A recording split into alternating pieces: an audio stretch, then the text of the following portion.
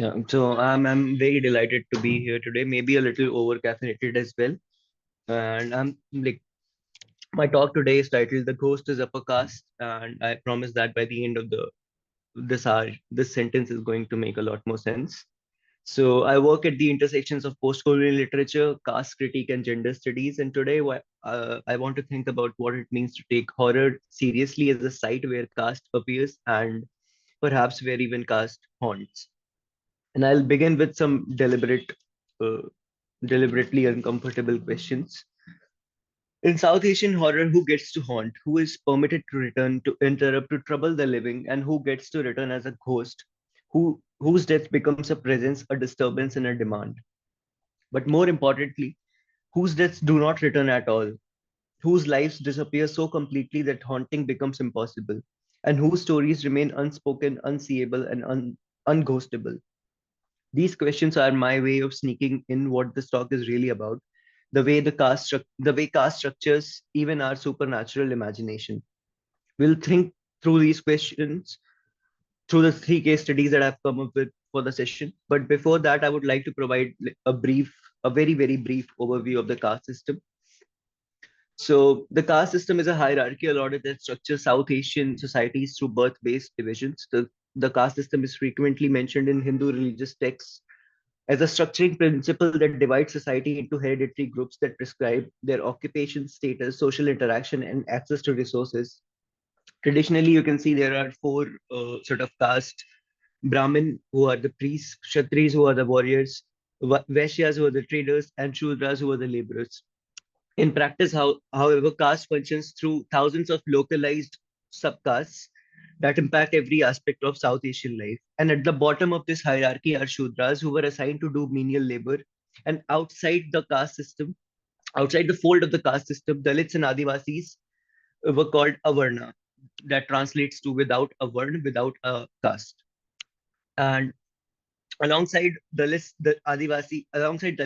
and Adivasis, some indigenous communities and nomadic tribes were placed outside the caste order, marginalized and stigmatized by the social religious authorities. And together, these groups have borne the brunt of systemic exclusion, material disenfranchisement, and dehumanization. And these hierarchical dynamics of the caste systems have led to a pyramid-like structure that you can see on the screen, with Brahmin sitting at the very top and followed by Kshatris and Vaishya. But the second figure that you see on your screen is the reconfiguration of this pyramid, which is particularly insightful here because it also considers the population figure of the four castes.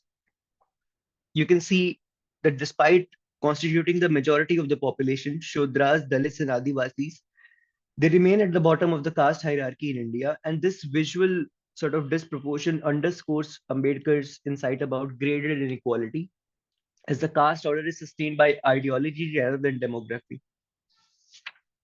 Now, returning to horror, South Asian horror is often dismissed as folkloric, Bollywood excess, or derivative Gothic. But when you scratch the surface, you realize something more profound. Caste appears everywhere, not always in plot, but in effect, imagery, and emotional coding. Caste shapes who becomes frightening, who becomes mournable, and who can be beautiful in death. And the first place this is visible is not in film but in language. And before we dive into theory of films, I want to begin with vocabulary because the words we use for ghost, which is demons, spirits in South Asian languages, are already very caste coded. They carry histories of purity, pollution, gender, labor, and stigma. And these words indicate that in South Asia, the ghost is usually the non-normative body, that is the body that falls outside that lies beyond the convention of Brahmanical, that is upper caste morality.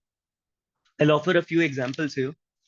So the word chudel, that is the most famous word, the most famous and most common word used for witch in India. It is historically used to stigmatize women considered as impure, loose, or socially deviant, often lower caste or Muslim women. Then there is a word called Dayan. This is a term that is associated with tribal and caste oppressed or rural women. And many witch hunting cases use the term Dayan to target caste marginalized women. And surprisingly, the only explicitly benevolent ghost in the region is called Brahmadat, the ghost of a Brahmin man, that is the ghost of an upper caste man. So what we learn is upper caste ghosts are refined and benevolent, lower caste ghosts are monstrous, polluted, or dangerous. And many supernatural terms originate from caste-based occupations like cremation workers, butchers, midwives, forest dwellers, and transgressive women. And in a caste society, impurity is always assigned downward. So the ghost becomes a repository of social panic about caste boundaries. Ghost terms themselves become instruments of caste discipline. So calling a woman Diane or a Chudal is not a metaphor, it's caste violence. And this means that even before cinema enters the picture, the supernatural imagination is caste structured. And language itself reveals who is allowed aesthetic haunting and who becomes a demon. And this matters because films inherit these vocabularies and the caste logics within them. So when we say South Asian horror is shaped by caste aesthetics, here's what we mean. The ghost is often the non-normative body, that is the body that lies beyond the upper caste conventions of morality. Media ghosts, meanwhile, reflect ideals of purity, beauty, and feminine grief, all of which are caste coded. Caste operates deaths are routinely invisible or atmospheric, and haunting itself becomes a caste coded emotional structure. Ghost stories make visible one kind of violence while hiding another. That is the everyday violence of caste that caste normalizes. Not everyone gets to haunt, and not everyone gets to be mourned. And just as a as a point of ethical reflexivity, my work emerges from my upper caste privilege, a position that profoundly influences what I see, what I miss, and what remains spectral to me. So caste is not just out there in culture; it is also inside the researcher. So yeah, now I'll turn to theory. I'll be drawing from broader anti-caste critique, Gothic theory, film analysis to propose what I am calling a caste hauntology. And before we jump into the films, I want to briefly sketch the theoretical framing I'm using. In South Asian horror, ghosts are never supernatural beings, they are social figures. They return when something unresolved, something unspoken refuses to stay buried. This follows every Gordon's idea that haunting is a sign of unresolved violence, a disturbance that insists on recognition. In Ghostly Matters, Gordon argues that haunting is a social experience produced when a violence has not been fully accounted for. A ghost is a evidence of something unresolved, something that refuses to stay buried. But Gordon also emphasizes that haunting is not evenly distributed. Some forms of violence become ghosts, others do not. Some traumas return as spectral, disturbing presences, others simply turn into silence. In many Western contexts, haunting is tied to personal trauma, domestic violence, and unresolved grief. But in South Asia, haunting is intimately tied to caste. To apply Gordon to the subcontinent, we must ask whose unresolved violence is recognizable as haunting. And this question already begins to reveal how caste structures spectrality. And to think about that, I'll turn to Bembe's concept of necropolitics, the idea that power determines whose life is grievable and whose death matters. Caste has been doing this for thousands of years. In caste society, death is profoundly ritualized. Who can touch a body, who can cremate a body, and who has access to pure funerary rites. In other words, caste decides who can become a ghost. And necropolitics is not just about killing, it is about management of death. It is about determining which bodies are grievable, mournable, and aesthetically valuable. If grief is a privilege, then haunting, that is the return of grief, is also a privilege. And to bring this fully into the South Asian context, I draw on anti-caste thinkers like Ambedkar, Sharmila Rege, and Gopal Guru, who remind us that decides who is visible, who is invisible, who is embodied, and who is erased. When these thinkers speak of visibility and invisibility, they are also speaking indirectly about ghosts. Because haunting depends on visibility. To haunt, you must appear and you must be recognized. Your death must be considered a disruption. But caste decides whose death is a disruption. This shapes not just life but afterlife. So when I say caste hauntology, what I'm asking is how does caste determine who appears as a ghost, who disappears entirely, and whose suffering becomes atmospheric rather than haunting? This framework helps us understand the South Asian horror not just as entertainment, but as an emotional archive of caste, revealing whose trauma becomes spectral. And now I'll turn to three case studies: Bulbul, Tumbar, Gulabo Rani, to explore how caste structures who is visible, who is mourned, and who becomes ghostly. So I'll start my case studies with Bulbul because it gives the clearest example of how caste quietly structures who is allowed to haunt. So just to summarize, Bulbul is a story of a young Brahmin girl who is young Brahmin girl who is married at a very early age. It's not mentioned exactly at which age, but at a very early age. And when she arrives at her home, and again, all of this is again because marriages are so caste endogamous in India that she, as a Brahmin girl, she is married into a Brahmin family.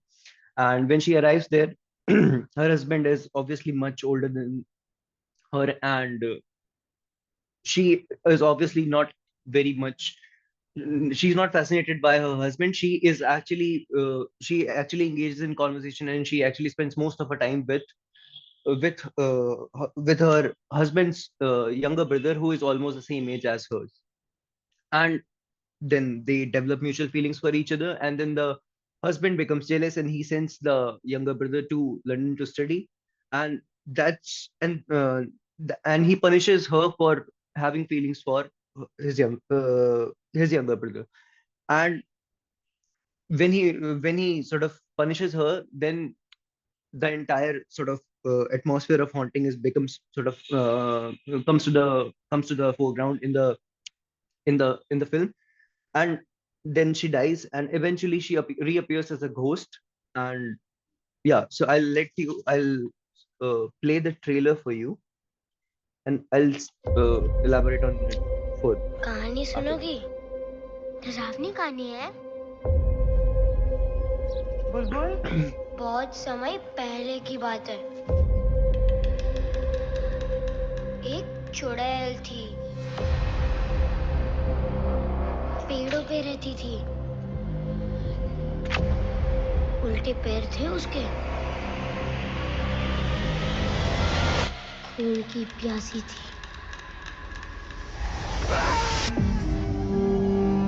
वो कहाँ है? जिससे मेरी शादी हुई थी? वो तो हम हैं। नहीं, वो तो मेरे जितना था। उसका नाम सत्या था। हमें नहीं करनी शादी वादी। सब करते हैं। साधु नहीं करते, बॉल नहीं करते, उल्लू नहीं करते। अब खुश नहीं हो? अब उन्हें कौन समझाए? बुलबुल को तो बस सत्या चाहिए। मुझे यहाँ अकेले डर लगता है। चल आ जाएगी। नहीं तो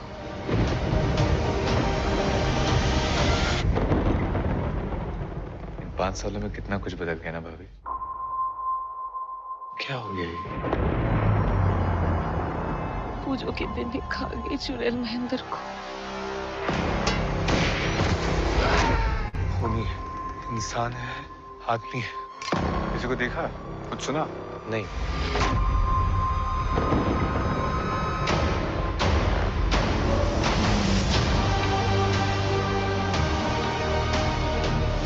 Yeah, I'll pause it here.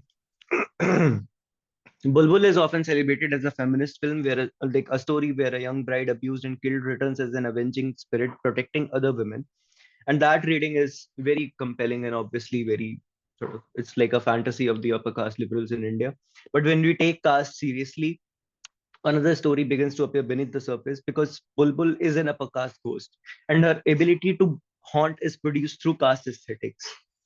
First, the setting of the film. Yeah, the setting of the film itself. So as I mentioned, Bulbul is married into a very elite upper caste household. These were called zamindars. So if you have heard the name of Rabindranath Tagore belonged to a zamindar family. And the word Tagore comes from the mispronunciation of the word Thakur from the Britishers. And is a sort of noble title that was given to priests and people with like huge amounts of land. It's a world sustained by. The world of the film is a zamindari household, a feudal upper caste land-owning space. It's a world sustained by laborers we never see, by cooks and cleaners who are mentioned but never shown. This invisibility is important because the social world of Bulbul assumes caste hierarchy as a natural backdrop. And then there is Bulbul herself. Her ghost is rendered through a very specific visual grammar, the red moon glowing against her silhouette, the soft diffused lighting, her ethereal floating body, her immaculate aesthetic purity. And these are not just stylistic choices, they are caste coded markers of femininity.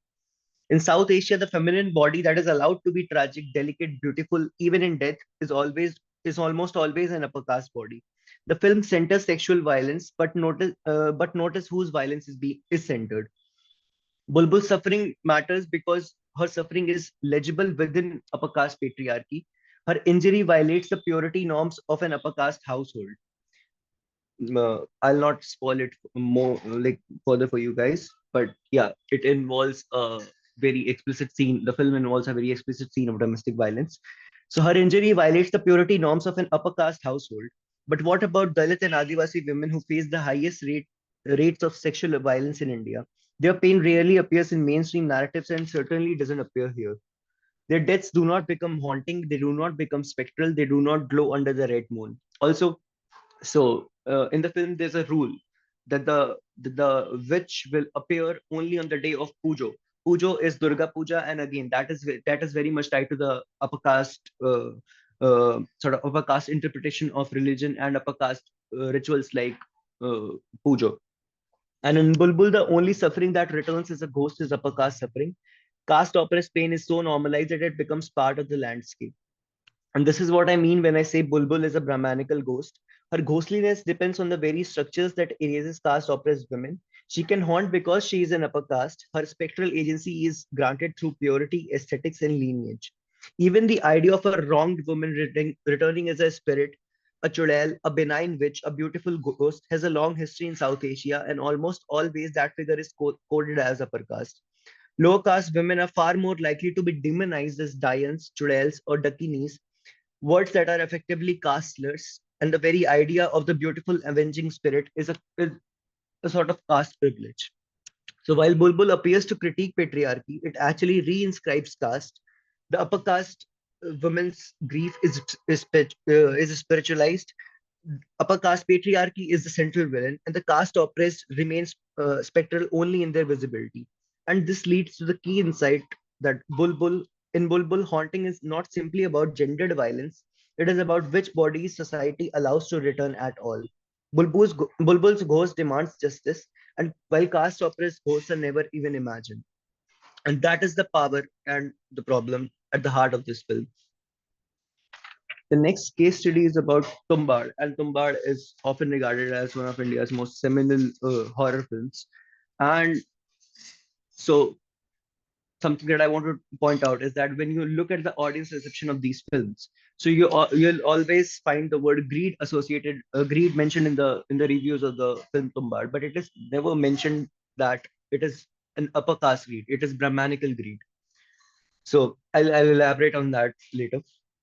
Tumbad is often celebrated as India's one of the finest horror films, but beneath that beauty is another kind of structure, one that the film does not name, but obviously hints at because the director who has made this film, he is the nephew of a huge stalwart in the anti-caste movement.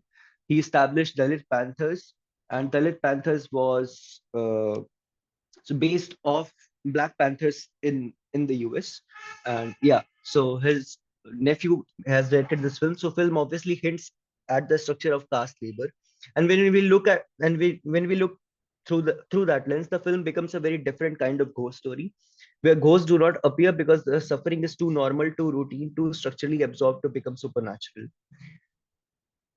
So I'll play. सरकार मर गया अब यहाँ कुछ नहीं बचा हम तुम्बाड़ छोड़ रहे हैं Okay, so the two children you see running with their mother, they have their what should I call? They have their pony, which is basically called chutia. And again, this is something that only Brahmins, the topmost caste in India, are allowed to have. And they'll also wear something called janayu, which is also something that only upper caste in India are allowed to have. क्यों भाड़ा तो अपना हुआ ना भाड़े में जो खजाना है वो तो अपना होगा ना Uh,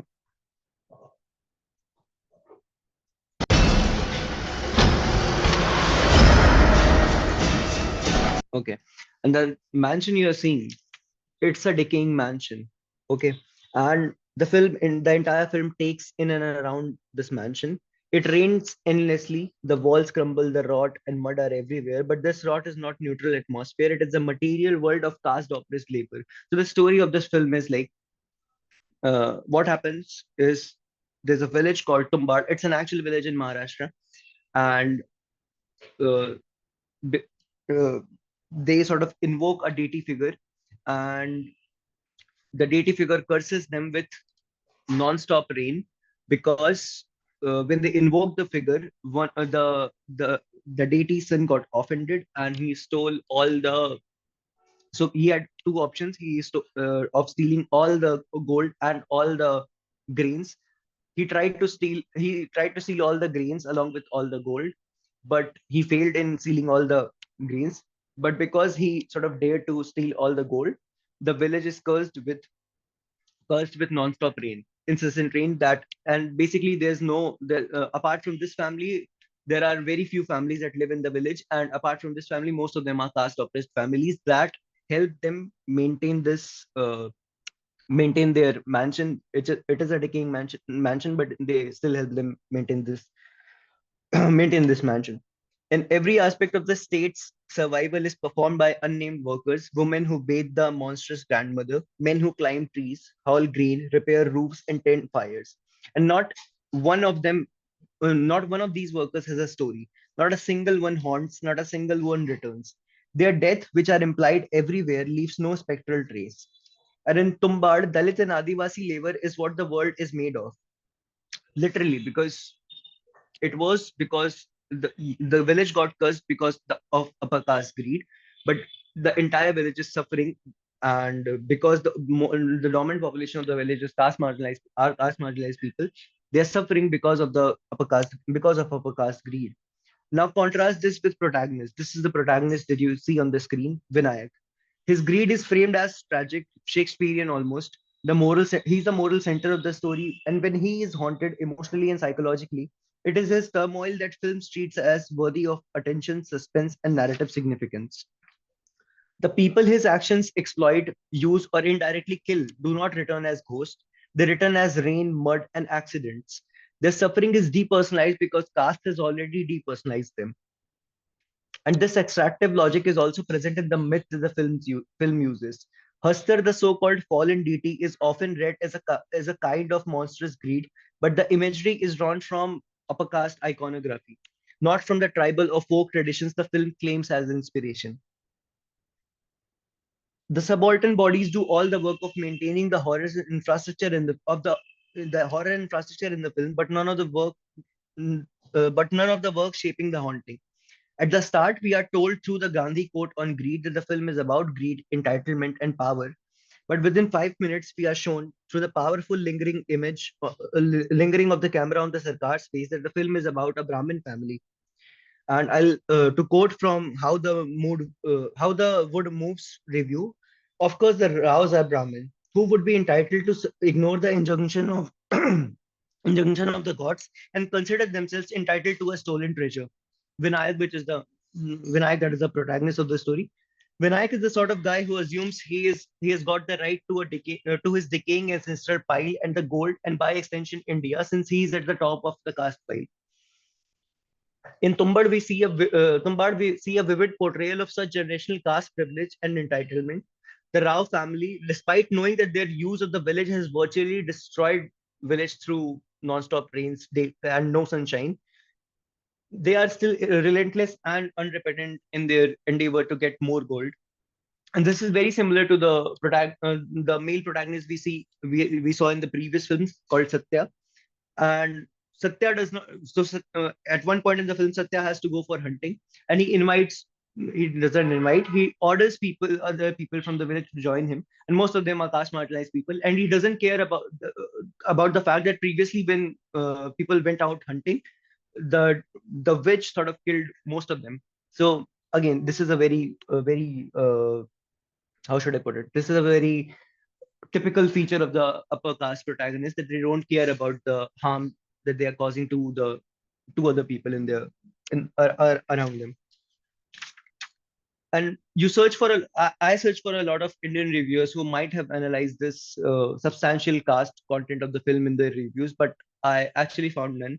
And so many reviewers emphasize that the point of the film is about greed, but they sort of miss to say that in a caste structured society, only a few are even allowed to have are allowed to nurture that kind of ambition, nurture that kind of greed.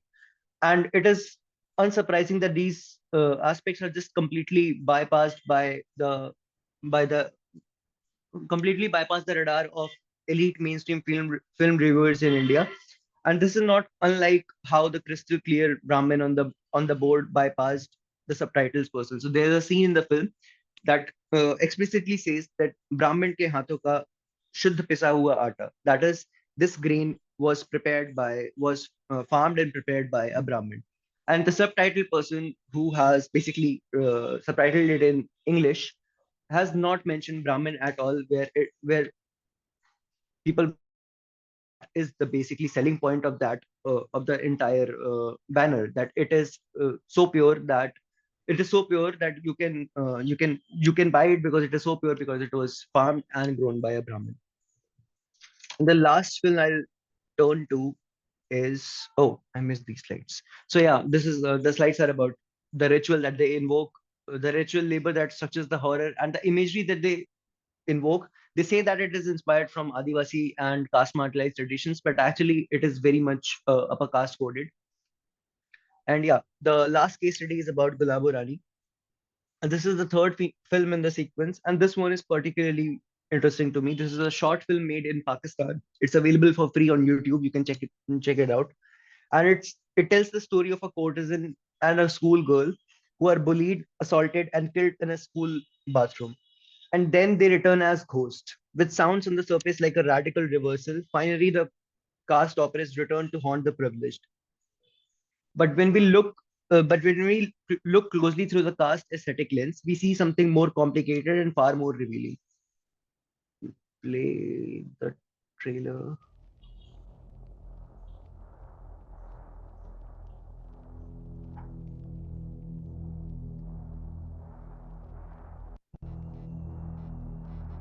Okay, yeah. So the story of this film is, I mentioned that there's a dead girl, there's a dead courtesan, and their backstory is that they were assaulted, they were killed in the school bathroom, in the university bathroom, and this is the university, and then a student arrives at the Tripathi university. University कितनी पुरानी है?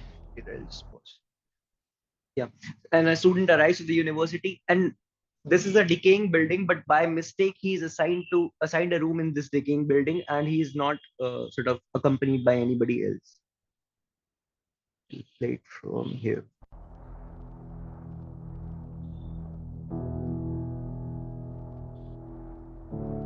150 साल पुरानी.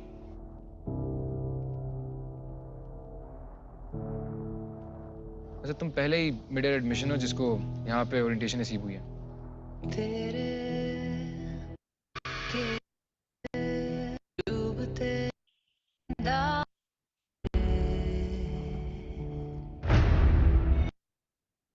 And this is when their ghosts return, and now you see yeah.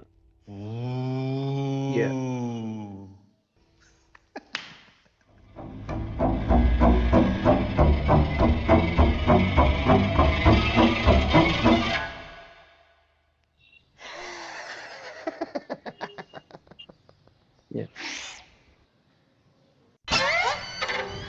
So that was the ghost of the courtesan returning, and you can see in the mannerisms that they're trying to show that the ghost has sort of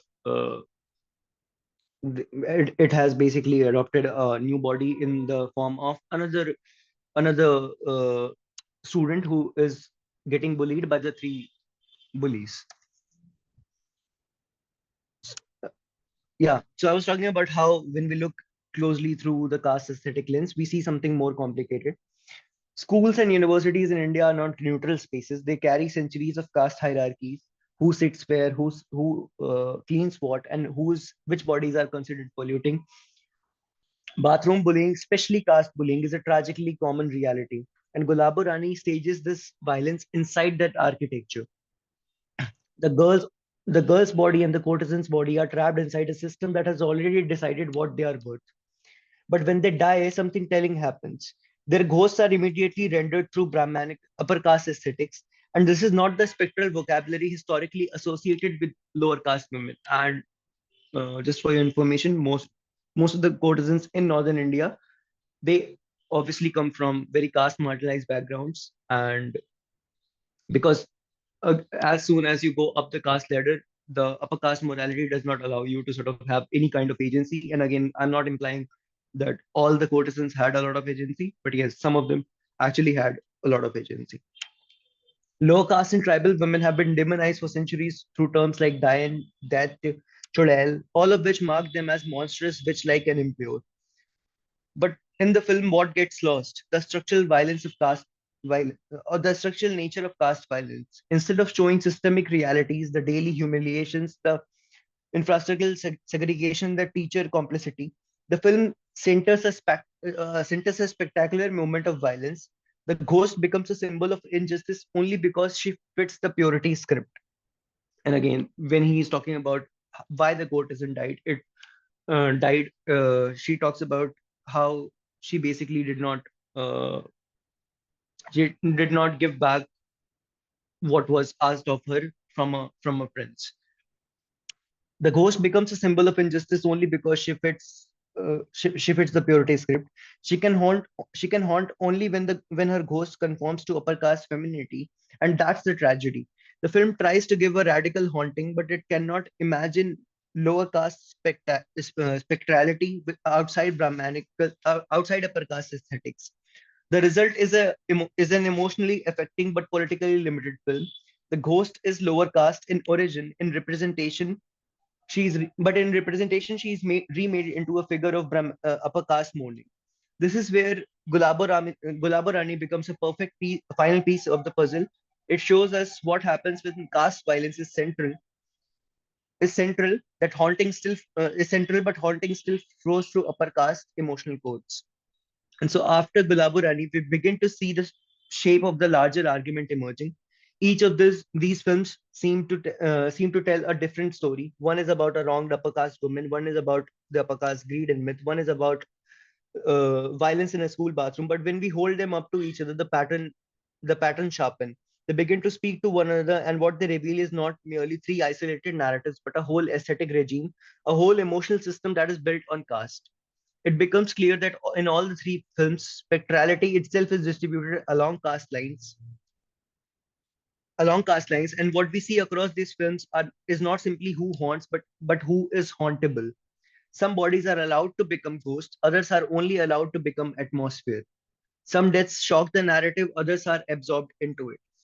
Spectrality becomes a kind of emotional privilege, a sign that a life mattered enough to disturb the living. And that is perhaps the most haunting insight of all, that caste doesn't just decide who eats with whom or who sits where. It decides who is allowed to return and demand justice. It decides whose unresolved violence counts. And if we turn back to the theoretical framework for a moment, this is exactly what caste aesthetics mean in the context of horror films. It's not that these films say the word caste out loud. Most of them absolutely do not. It's what they reproduce: feelings, effects, visual vocabularies that are shaped by caste sensibilities. The ghost becomes a site for upper caste grief. The supernatural becomes an extension of upper caste moral injury. Meanwhile, caste oppressed lives disappear so quietly and so regularly that even their deaths cannot rupture the narrative world enough to become haunting. Horror depends on disturbance, and caste decides which deaths are disturbing. And that is why, as the slide says, South Asian horror begins to look like an archive of violence, that is, a distorted archive of violence. It records some violences obsessively while marking others as invisible. The ghost becomes a figure of upper caste mourning, a sign that something previous was lost. But what horror rarely acknowledges is that entire world of loss is happening constantly at the bottom of the caste hierarchy, and those losses are not only unnamed but structurally unghostable. But there's something ironic about all of this as well. The genre that most people dismiss as frivolous or outlandish ends up telling the deepest truth about caste, that caste itself is a ghost. It's a structure that is everywhere and nowhere, visible and invisible.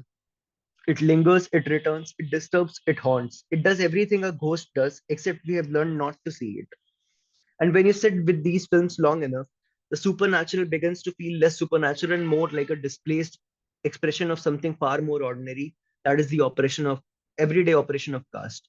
And so this brings us to what I think is the invitation of these films, not the invitation they set out to make, but they sort of accidentally extend. They ask us to rethink what a South Asian Gothic might be if we refused upper caste aesthetics. What might horror look like if caste opera's spectrality were taken seriously?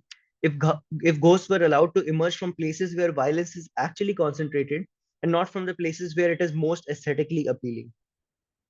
What would it mean to imagine a ghost who doesn't float under a red moon or or glow softly or conform to the femininity of upper caste mourning?